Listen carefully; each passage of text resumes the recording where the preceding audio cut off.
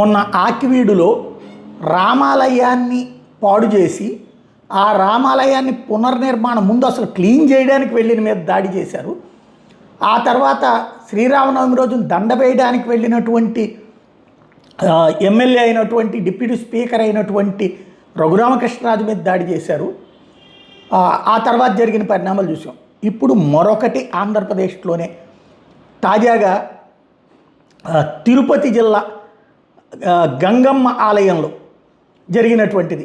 మల్లికార్జున అనేటటువంటి వ్యక్తి గంగమ్మ విగ్రహాన్ని ధ్వంసం చేసినటువంటి అంశం సంచలనం సృష్టిస్తోంది.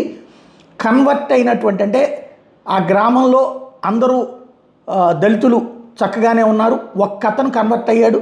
అతను ఎవరూ ఇబ్బంది పెట్టలేదు. కానీ అతనే ఇప్పుడు ఈ దారుణానికి పాల్పడ్డాడు.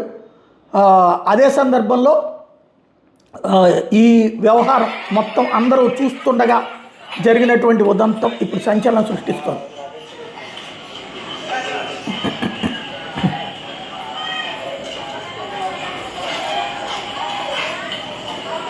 గంగమ్మ ఆలయంలో జరిపిన విధ్వంసం.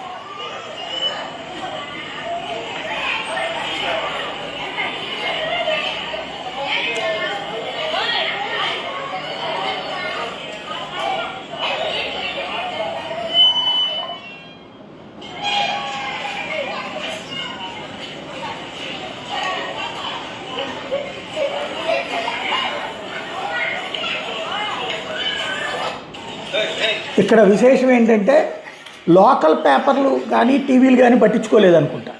కానీ ఇదిగో సోషల్ మీడియా ఉంది కాబట్టి బయటకు వచ్చింది.